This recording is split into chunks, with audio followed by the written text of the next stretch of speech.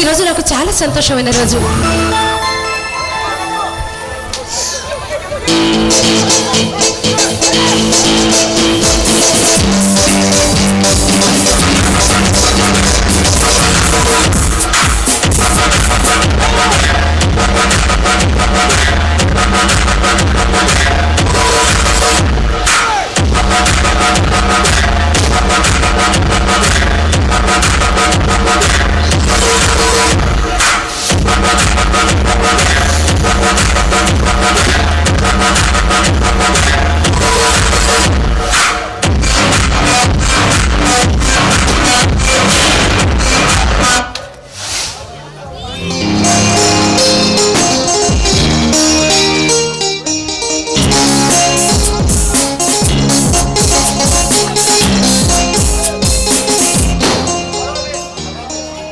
Hello miss, lady doctor పిల్లలు నువ్వే కదూ?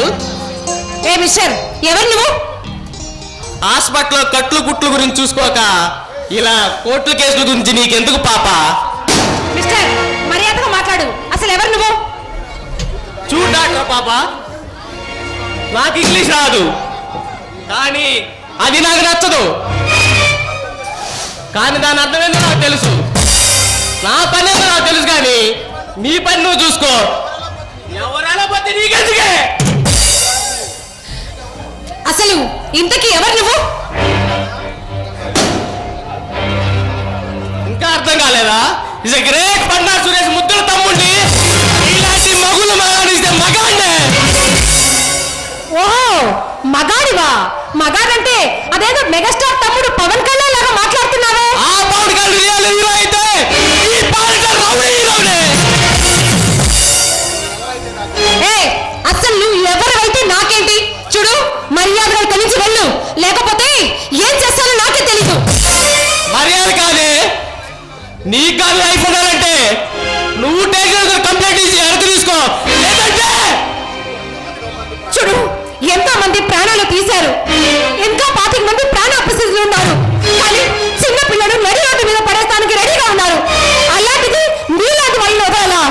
ఎవరు మీలాంటి వాళ్ళని జైలు శిక్ష వేసి ఉరి శిక్ష వేసి దాకా నేను నిద్రపోను. చూడ్డాటమ్మా, సిగరెట్ పేట్ల మీద మందు బాటల మీద తాగొద్దు పోతారు అని రాసి ఉండిద్ది.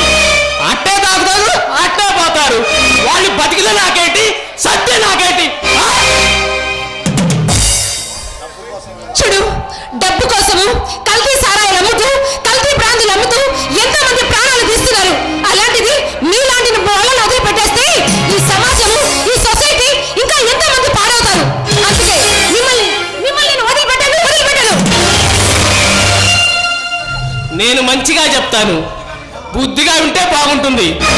లేకపోతే నీ శీలాన్ని చిత్తడి చేసి, నీ మాటని మాటలు చేసి, నీ ప్రాణాన్ని పైకి పంపిస్తా. నీసుడా, ఒక ఆడదాంతో ఎలా మాట్లాడాలో నేర్చుకుని మాట్లాడు.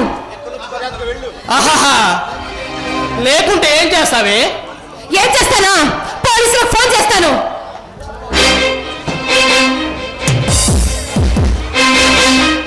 మర్యాదగా ఇక్కడి నుంచి వెళ్ళు. నీలాంటి అందగత్తిలతో ఒక చెడు కూడా ఆడుకునేవాడిని. నీ ఎవరైనా ఒక ఆట ఆడుకుంటా. చూడు, నన్నేం చెయ్యొద్దు, నీకు దండం పెడతాను. దయచేసి నన్ను వదిలిపెట్టు, నన్ను వదిలిపెట్టు ప్లీజ్.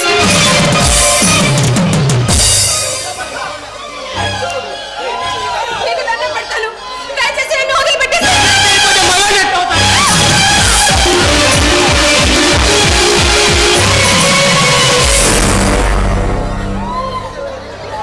ఎవరా నువ్వు? పైకి పోవడానికి పర్మిషన్ ఎదుర్కొంటూ వచ్చా? నీలాంటి పాపాత్ములు పైకి పంపించడానికి వచ్చానరా. అంత మనగాడివా? కత్తిలో ఉండే పదులు, బాంబులో ఉండే పవరు అన్ని కల్పన తిరిగారా ఈ రణధీర్. నా గురించి తెలిసిన వాళ్ళు ఎవరైనా సరే, నా గురించి తెలిసిన వాళ్ళు ఎవరైనా సరే నాపై చేయలేదు. నా అన్న గురించి తెలిసిన వాళ్ళు ఎవరైనా సరే కాటికి పోవాల్సిందేరా. నీపై తలపడానికి ఎన్ని గుండెలు కావాలరా? చాలా నీ అంతే మరి ముందు పడినేరా. మర్యాదగా ఎక్కడి నుంచి వెళ్ళు, లేకుంటే నీ ప్రాణాలు పంచిపోతాలని వేస్తా. నా కంట్లో కన్నీటి పట్టు చాలరా నీ ఒంట్లో బాధ లేకుండా చేయడానికి.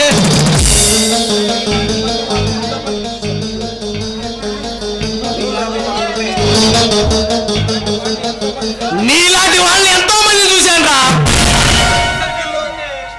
ఈ పెద్దవాడి సర్కిల్లో నీలాంటి వాళ్ళని భిక్షమెత్తునే చేశాను రా. నాతో పెట్టుకుంటే నువ్వు పోస్ట్ మార్టం కూడా పనిలో ఉండిపోతావు. నువ్వు నాలాంటి ఎంతో మంది చూసుంటావురా, కానీ నన్ను ఎప్పుడు చూడలేదు. నా కానీ అడ్డు వస్తే ఆయిస్తీడ్లో ఆరితేరికి వాటిరా. నా ప్రాణాన్ని వదులుతా కానీ నా ప్రాణం శాంతి జోలికి వచ్చేస్తే చంపేస్తా. ఓహో, అదా సంగతి. నీకు ఇది అదన్నమాట. మరొక మాట స్థాయి గురించి తప్పుగా మాట్లాడితే నాలుక కోస్తా. అయితే కాస్తో నీకు తప్పి నిన్ను మానవు చెడు కూడా అడగపోతే. చెడు రాళ్ళలో స్టేట్ ఫస్ట్ రా. ఇలాంటి చెంచగాలు నాకు పెద్ద లెక్కేం కాదు. నీ ఫోటో ఫ్రేమ్ రెడీ చేసుకో.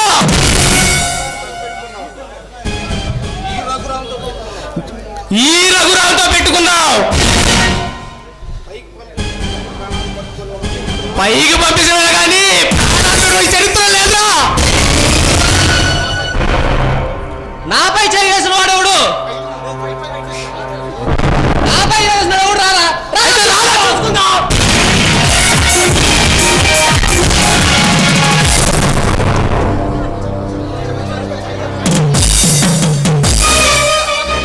సరేరా, తర్వాత నీ ఎంత చూస్తా. పోరం మాకు. నీలాంటి బేవాస్ లాంటి పెద్ద పులికి నేను భయపడ్ను.